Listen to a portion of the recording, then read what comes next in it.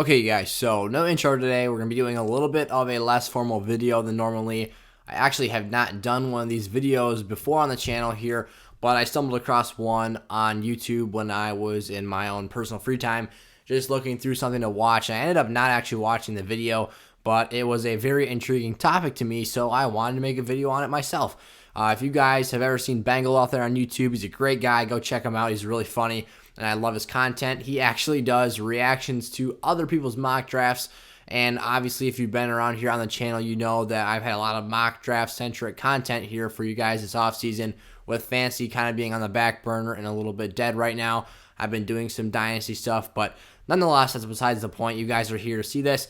My reaction to Mel Kiper's NFL Mock Draft 2.0 is what we've got up on the block today. Mel Kiper, he doesn't do trades, but this is a historic mock draft for Mel Kiper, his first one ever with trades involved in it. So, kind of a big deal here today. I'm excited to get into things here. I actually have not seen this mock draft myself yet. I haven't even looked at it yet on the website, so let's get right into things. All right, let's not waste any time here. Getting right into things here. First overall, glad to see Mel isn't throwing too many curveballs here with the first overall pick. He's got Trevor Lawrence going to the Jaguars. Very standard. I'm proud of you here, Mel. Green light at number 1 for the Jags. Then at number 2, he has Atlanta actually moving up. It seems like, wow, this is interesting here. He's got them moving up to the 2nd overall pick with the Jets.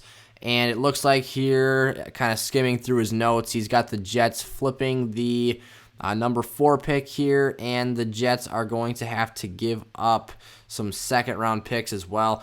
Atlanta, with this pick, they're going to end up selecting Zach Wilson, the quarterback out of BYU. Personally, I really like this move for the Falcons. I think if you're going to move up and select a quarterback, honestly, if you're going to select a quarterback in this draft class, if you are the Falcons, I think Zach Wilson's probably a pretty safe way to go. I'm not so sure Justin Fields would necessarily learn the best from a guy like a Matt Ryan, who is definitely not the most athletic quarterback out there in the world. So I think Zach Wilson mirrors his play style a little bit more. Wilson's actually quite a bit better of an athlete than Matt Ryan is, and I really like his arm talent as well. So I wouldn't mind seeing Atlanta trade up here to that number 2 overall spot. And Miami here, the 3rd pick, they are going Devonte Smith, pairing up the former wide receiver out of Alabama with his former college quarterback, Tua Tagovailoa.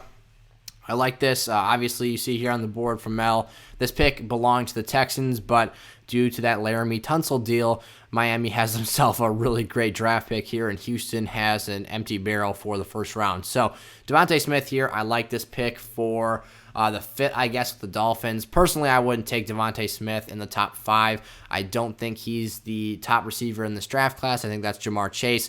And I also don't think, honestly, I think it's very close between him and Jalen Waddle. I don't think it's quite as an astronomical distance as people think it is. If you guys are interested in seeing me break that down a little bit more in the next day or so here after I upload this video on the channel, I am planning on having a film study where we compare Jalen Waddle and Devonte Smith and their game styles and do a lot of things and just have a discussion and kind of a debate about the 2 players from Alabama and who is the best guy. So stay tuned for that, you guys, if you're interested in that. I think you guys would really like that. Also, if you head over to my Patreon at the top of the screen here, you guys can go over there and find the All-22 film for as little as $1 a month for the college football playoffs this past season. So I've got kind of the sky cam. You can see all the guys in the field and scout Devonte Smith and some of the other top prospects in the draft class during that college football playoff season. So moving on here, the 4th pick, and this trade where the Jets move backwards to the 4th overall pick, they're going to end up, selecting Kyle Pitts out of Florida. I don't know, Mel Kiper. I think this might be a bit early for a tight end. I had Kyle Pitts going as early as 6 in my last mock draft. That's the highest I've had him taken in any of my mocks. I can see where Mel might want to think that Kyle Pitts is a very, very, very good offensive weapon, and he might be the best pass catcher on the board besides Jamar Chase, in my opinion.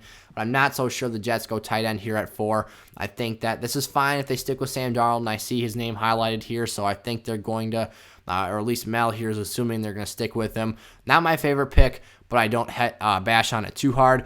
At number 5 here, Mel Kiper. I really like this pick, Mel. Good job here. Penei Sewell out of Oregon, heading to the Cincinnati Bengals. This is an A-plus pick for the Bengals. They need to protect Joe Burrow. This pick's very standard. I don't have them straying from an offensive tackle in any of my drafts so far here. And I've done 2 personal drafts and I believe 3 drafts with my SFS team here. So Cincinnati needs O-line help. It's not really up for discussion. At number 6, the Philadelphia Eagles have Jamar Chase fall right into their lap.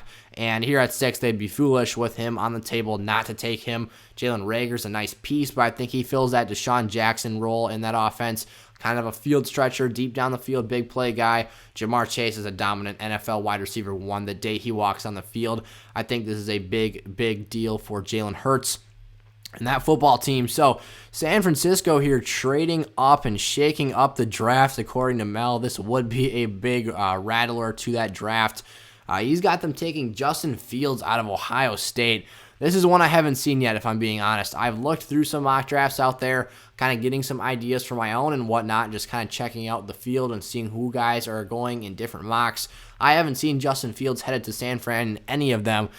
He's been typically a Trey Lance guy for me, a team that I see moving up for Trey Lance or having him fall back into their laps. That's a shocker to me. I think Justin Fields could be a very dynamic athlete, and Kyle Shanahan would probably love to have Fields on his football team. I just don't know if this actually happens. I think this would be an awesome situation where Justin Fields is a guy who I think needs more NFL coaching and time to mature into his potential, because I think the guy has quite the ceiling. It's just a matter of if he can find the right situation or not. Kyle Shanahan's a pretty darn good place to fall into. I think Justin Fields would succeed very well with San Francisco there. Excuse me, moving up to that number 7 spot. At number 8 here, we've got one heck of a quarterback run here.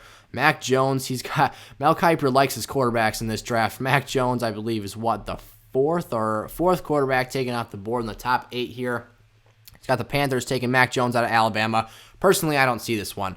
Mack Jones, he's not a very good athlete. He's not a guy who can improvise and make plays out of the pocket. I haven't seen enough from him using his legs, and he doesn't have to be a rushing quarterback. That's not what I'm asking for here. You can be like Aaron Rodgers, just be able to get out of the pocket and be athletic enough to improvise and make plays on your own.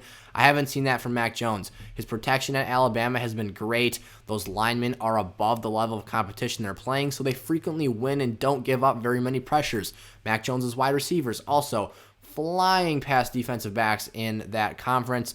It's just too easy for Mack Jones. I haven't seen him have to go up against adversity enough to warrant him being picked at number 8 here. I think Trey Lance certainly has his own question marks, so it's not even a knock that he's going before Lance. In my opinion, I just think Mack Jones is a bit of a reach here at 8, and I'm not so sure that I would personally do that if I was running the franchise. Holy cow, here at number 9, we've got the 5th quarterback in the first 9 picks. Trey Lance out of NDSU goes to the Pats here. This is a big one. I think Bill Belichick could really use this right now. Trey Lance can do things with his legs, unlike Mack Jones. Trey Lance is an athletic guy. He is that player who is able to create on his own. He doesn't need great weapons around him because he is a very great thrower of the football. And like I said, adding that rushing dynamic to your game in the NFL is crucial, and Trey Lance can do just that. Obviously, we have a limited sample size on him. The level of competition wasn't the best, so it's not like this guy's an automatic home run hit. But I think for a talent-deprived Patriots offense and a Patriots roster, Trey Lance could just be the spark they need to really get moving in the right direction and address some of those skill positions later on in the draft. At number 10 here, Dallas, he's got the first team. I should mention, too, the Pats did trade up with Denver. And looking through here, I'm not exactly sure what they gave up in that trade. It looks like I don't want to sit here and waste your guys' time reading that. But nonetheless, there was a trade involved there. I just didn't highlight that right away. Cowboys, though, they go Patrick Surtain here at number 10 out of Alabama. Surtain is actually my corner 2 in this draft class. I like Caleb Farley a touch better. I think Surtain is certainly still very good, and both of those guys could turn into dominant cornerback 1s in the league. I'm just not so sure that Surtain is the top guy.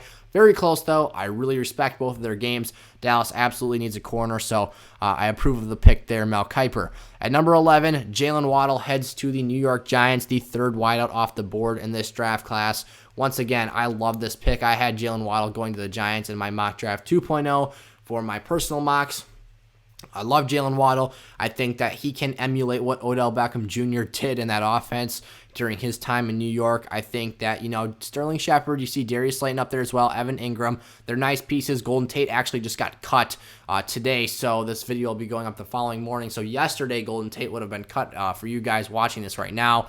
I really, really like Jalen Waddle, though, nonetheless. I think he adds a explosive dynamic to this offense they don't really have right now, and Daniel Jones is kind of having a lot of pressure on him because obviously losing Barkley last year was a huge deal for a quarterback, and then having Evan Ingram as your number one overall option just isn't ideal. So Jalen Waddle, I think, opens up things a lot for New York and really will show the Giants if Daniel Jones is the guy. At 12 here, the Lions in the trade where they moved back with San Francisco take Micah Parsons. I've actually personally had the Lions taking Micah Parsons. I got some flack from it from Detroit fans. So I didn't trade back. I had them taking him with their traditional, their set in stone right now, 7th overall pick. Detroit fans did not like that according to what I had projected. So not to say that all Lions fans wouldn't like this. Personally, I think Micah Parsons is a great player, and I would be ecstatic to get him on your team. Look at what off-ball linebackers have done for their football teams in the last 4 or 5 years that have been picked early. Roquan Smith is fantastic. Now, Micah Parsons is not as good as a coverage guy as Roquan Smith per se, but he flies downhill probably even faster and hits a whole lot harder. Look at what Devin White did for the Buccaneers. That guy is on another level. Devin Bush in that same 2019 draft class, exceptional. So off-ball linebackers, guys who can fill in the run game and maybe even be developed, because a guy as athletic as Micah Parsons, and we didn't even see him play last year, so we don't know how he added on to his game. I think he could be a great talent here at 12, and I think the Lions would be really lucky to get him there. At number 13, Rashawn Slater is who Mel Kiper has going to the Chargers. This is a home run hit if you're Justin Herbert and that Chargers offense. I personally have Rashawn Slater going a lot earlier than this in all of my mocks. Like I said, I think a lot of teams at the top of the board here need some line help. Justin Herbert needs some blindside protection, and Rashawn Slater's a guy who can play all 5 positions. Out of Northwestern, in my opinion, he is the most NFL-ready lineman today in this draft class. That is a slam dunk of a pick for the Chargers. At 14, Mel's got Elijah Vera Tucker heading to the Minnesota Vikings. Again, this is a pick I really, really like. I think that Mel's doing a pretty good job here of addressing team needs. I'm liking where most of these players are landing at. Elijah Vera Tucker is one of the most dynamic guys and versatile guys in this draft class, probably behind Rashawn Slater, and those are 2 very, very good players. So if Elijah Vera Tucker ends up heading to the Vikings, that's big because Kirk Cousins is a sack dummy right now. He gets hit a lot during games. And honestly, you see some of these like Kirk blooper plays, it's because he's getting smoked instantly off the snap of the ball. I'm a Packer fan. I watch this guy play all the time, obviously being an interdivision rival. Kirk is a good quarterback. I think he's a top 12 guy. He just doesn't have the time to throw the ball. And then Vera Tucker's a guy who can also play inside and help cook out in that run game. That would be a big deal, as I've stated many times, for that team. At 15 here, the Broncos, as they moved back with New England, still get their guy. I've had Caleb Farley going to the Broncos in pretty much all of my mocks except for one where I gave them Patrick Surtain. And at 15 here, Denver has Farley fall into their laps. He's my cornerback 1 in this class, as I stated, and I think that corner is a huge issue and need for this Broncos team, especially with Vic Fangio being a defensive-minded head coach.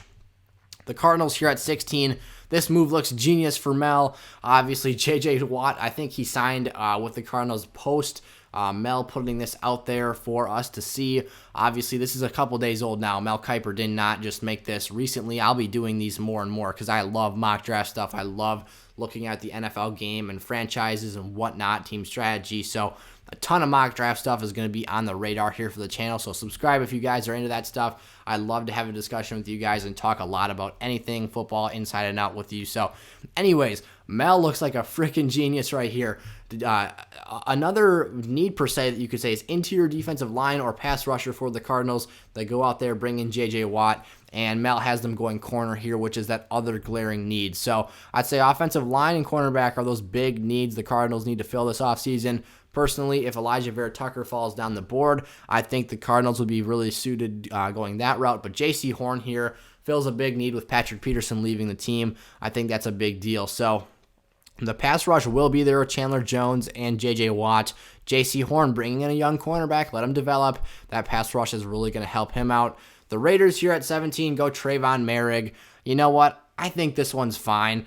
I'm not overly enthused about this pick. I haven't had Trayvon Merrick go early as 17 in any of my mock drafts. I see where he's coming from. Carl Joseph was a big investment that they ended up moving off of, and Jonathan Abram has been okay in his time in the league since being picked in 2019, but Abrams had injury issues as Mel. I see notes here in the description. Carl Joseph just didn't really fit the team that well.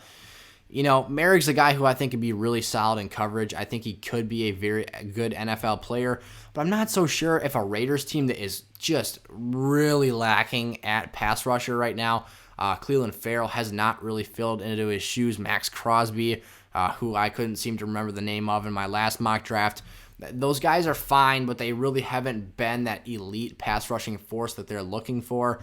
I'm not so sure Merrick fills the team need the best here, but I do think it could be a warranted position to address. At 18 here, I like this pick from Mel Kiper. I've actually had them going Zaven Collins a lot at this 18 spot.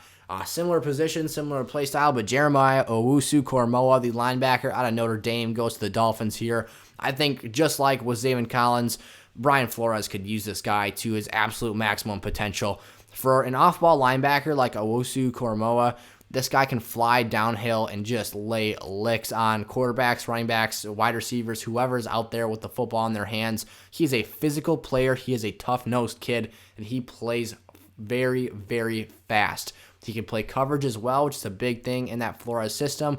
A lot of disguised looks, a lot of pre-snap motion, or not even motion, just disguises and moving around. The offense has no idea where blitzes are coming from and what's going to hit them next. So I like that pick there at 18. I think that Jeremiah Owusu-Koramoah could turn into a star for that defense. At number 19, the Washington football team. Mel Kiper's got them taking Christian Darrisaw out of Virginia Tech. I think this is another one. Great fulfillment of a team need here for the Washington football team. Their quarterbacks have not had the requisite pass protection they need. They've been under a lot of duress. That's what leads to a lot of these quarterback injuries for the team. And losing Trent Williams last season was a big deal. Obviously, he was just so disgruntled with the organization. He forced his way out. But Darrisaw, a new young guy under a new regime, could be a big success there. At number 20, Kadarius Toney heads to the Chicago Bears. With every passing day, it looks more and more like Allen Robinson's on his way out the door. He just put out a statement that said so same thing as earlier. I'm uploading this video a day after it's being recorded, or a night after, I guess. So the news will be a day previous for you guys, if that makes sense. He said, the Bears can't want me more than I want the Bears. And that's true. You know, Allen Robinson deserves his money. That guy is a stud. He's one of the best receivers in the game, in my opinion. Highly underrated. They could really use Kadarius Toney if they move off of Robinson because of how much potential Kadarius Toney has. I don't think he's the best immediate day one impact guy, but from a raw talent standpoint, Kadarius Toney is exceptional. The Colts here at 21 going Gregory Rousseau out of Miami. I think this pick is pretty cool. I haven't had Rousseau going to the to the Indianapolis Colts. He's from Miami, the Miami College. I have not had Rousseau go to the Colts in any of my mocks. I actually haven't even had them address pass rusher. Where I've had the Colts going is left tackle or offensive tackle in general to address that Anthony Costanzo retiring. And I've had them going wide receiver to try and either fill the void of a T.Y. Hilton departure potentially, or just insert more talent into that unit for Carson Wentz to utilize. I think that this defense is very solid, though. These guys could use an extra spark plug. Gregory Rousseau is a very raw prospect, but with the right coaching, this guy could be a generational talent, let's be honest. I mean, that's the ultimate epitome of what he could be. In what the athleticism and the talent and the size that he has, he could be that. So he's definitely a projection player, a project type guy. But for a Colts defense that's very well coached, very well run, I think that this franchise could be a place that's very successful for Rousseau to land. At 22, Mel's got Jalen Phillips headed to the Tennessee Titans. I like this pick. I've had the same pick as Mel here in a previous mock draft. I think the Titans just need pass rush so desperately. It's really not a discussion. That was the biggest weakness besides secondary for their team last year. Their team just got into so many shootouts with a team that's oriented and centered around running the football. They need to address pass rusher, shore up that back end, and just help things go smoother so that your quarterback and your run game can be more effective. Jalen Phillips honestly could patch a ton of issues for this football team if he's just able to fill in day one and be that productive player that they hope he can be there at 22. At number 23, Mel's got the New York Jets from Seattle in the trade with Jamal Adams. If you guys have been around the social media, you would see all of the NFL memes stuff about him being the blitz boy, the shamed upon blitz boy. But anyways, weird off-topic side chatter there. Kwity Paye out of Michigan heads to the New York Jets. I think that this is a bit late for Kwity Paye to be going, if I'm completely honest.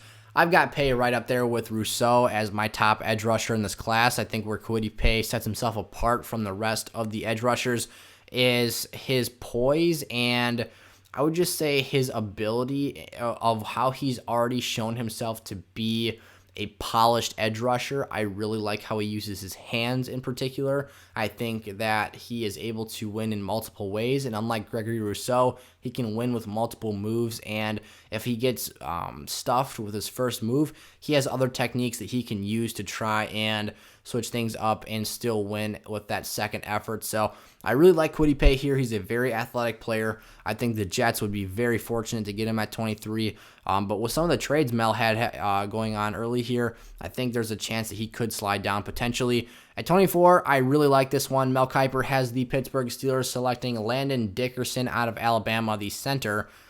Center is a big position in need. The Pouncey twins just retired together this offseason. That opens up a big hole on that Steelers O-line that was already not that great in run blocking last season. Their run game was terrible. James Conner was bad.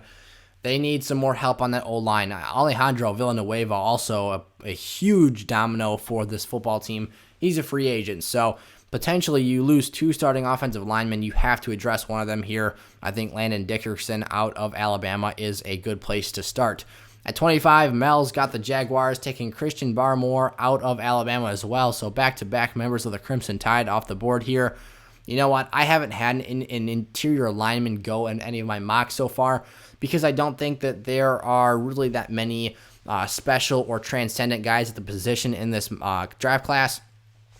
But I can't argue against the pick here. The Jags need interior defensive line help. I think Barmore is a solid enough talent where he could patch a big team need here. And for a Jags team with 2 picks in the first round, and honestly a very solid offensive core, I think you need to work on that defense and do some stuff there. Zaven Collins here at 26. I like this one again, Mel. Obviously, off-ball linebacker, a guy who can rush the passer, play coverage. He is so dynamic. I've raved about Zaven Collins plenty of times in previous videos, and I'll continue to do so. I think this guy is going to be a stud. I really think he will translate great into the NFL game, and I think he could be that piece of the Browns defense that they're missing to help them take that next level and really be a solid team top to bottom. At 27, I love that Mel Kiper has the Ravens going wide receiver. In particular, I love the stature and the build of the guy they have them going. The Ravens do not have an alpha wide receiver 1 type body on their team. You know, obviously that's a stereotypical thing, but I think they just need a physical guy who is not a finesse player. You know, Lamar Jackson needs a guy who he can depend on to go up there and win jump balls that isn't named Mark Andrews. Marquise Brown is fine, but he is a finesse speed guy who is going to make 1 or 2 certain types of plays, and that's basically all he can do. Terrace Marshall out of LSU is that. Terrace Marshall is a bigger-bodied wide receiver. He's a taller guy, and especially with a older Des Bryant leaving the team, he already said Baltimore's not for him. He won't be back next year. Terrace Marshall fulfills a big need for that offense, that I believe they need to take that next step, and I think Terrace Marshall, would do a great job to do that, so I love that pick by Mel there. At 28 here, I'll be honest, Jason Owa, the defensive end out of Penn State, I haven't had going in a mock draft yet, and on my channel here, the Saints are going to need defensive pieces. They've got a lot of cap money to replace off the books here, and I think that going pass rusher, it could never be a bad thing. You can never have too much pass rush on a team, and if they potentially have to move off of another big player, this could be a big fulfillment for the Saints team that is going to look a lot different next year. At 29, my Packers take Joe Tryon out of Washington, the outside linebacker slash defensive end. I'll be honest here, Mel. Not a big fan of this pick, if I'm being completely honest. We've got Preston Smith. We're not expected to release him. We've got Zadarius Smith, who is even better than Preston is. And we've got Rashawn Gary, who is a budding star behind those two in the rotation. So Joe Tryon here. I'm actually very, very high on Joe Tryon. I really like his skill set. He can play off ball and cover a little bit. I just don't think that pass rusher and that outside position is what we need right now. Far more important and urgent needs, I would say. I'd rather have an offensive tackle right here. We've already got Bakhtiari, but that right tackle is kind of a revolving door right now. Center, we're not expected to re-sign Corey Linsley. That's an important thing to our run game and to all the checks and pre-snap stuff that Aaron Rodgers does. Wide receiver, wow, it's like this has completely disappeared. Obviously, it's not a lock that they're going to pick a wide receiver, but we just need to be considering these things. I think that Joe Tryon here would be a luxury pick for a team that does not have the luxury of investing that much draft capital into that position. Although if we were going to have a luxury pick, pass rusher is the spot to have it at. Tevin Jenkins here at the 30th spot goes to the Bills. I think Mel Kiper did fine with this one. Tevin Jenkins, just go out there and put a guy who can defend or at least protect, Josh Allen. You can never have too much protection, never invest too much into your quarterback's success, future, and health. I think that's what offensive line is, especially the tackle position. Josh Allen, he plays physically. Just limit the hits on him. I actually had Jenkins going to the Chiefs in my last mock draft because I said Patrick Mahomes was getting killed in the Super Bowl. I know he was missing his two starting bookend tackles, but those guys are getting up there in age. They're in their early 30s, even mid-30s with Mitchell Schwartz. Go out there and protect Mahomes, make sure he's safe and whatnot. Same thing goes for Josh Allen here at 30. And then look at that. Mel Kiper's got the Chiefs going with offensive tackle Walker Little out of Stanford. I like this pick again, Mel. I think that the Chiefs, they need to have somebody who can protect Patrick Mahomes. And like I said, those guys are getting older. That fulfills a big need here. And then Mel Kiper's final pick in the first round of his mock draft 2.0. He's got Azeez Ojulari, the edge out of Georgia, heading to the Buccaneers. I love this pick. I 100% agree with Mel Kiper based on who's left on the board here and the luxury picks that the Tampa Bay Buccaneers have the opportunity to do. Look, if you're going to overinvest at a position, I said this with the Green Bay pick, make it pass rusher. You can completely change how good your team is in an offseason if you can simply have a dominant pass rush, or if your dominant pass rush goes from amazing to stagnant in an offseason. That will completely change the face of your franchise and how those guys produce. So, Azeez Ojulari here, I like him out of Georgia. He's a very solid power rusher, and I think that, he could potentially fit the mold to learn under Shaquille Barrett and be that next guy for the Buccaneers, with him being a seasoned veteran and bringing up that young guy to fulfill his spot in the ranks. All right, you guys, there you have it. That was my reaction to Mel Kiper's first ever NFL mock draft with trades. It's kind of crazy to think about how long Mel's been doing this and how that was his first time ever doing a mock draft with trades in it. But nonetheless, I'll be doing a lot more of this stuff for you guys. If you enjoyed today's video, let me know in the comment section. If you've been around here on the channel for a while, did you enjoy this reaction style video? Would you like to see me do these more in the future? And drop some comments of some names that you would like to see me go out there. I know there's Bucky Brooks, Todd McShay, and others out there that I can react to. So let me know down there who you want me to do, who you want me to react to later on the channel here, and I'll get back to you guys and give you my feedback. So thank you guys so much for watching. As always, like, comment, and subscribe to the channel, and I'll see you guys next time. Peace out.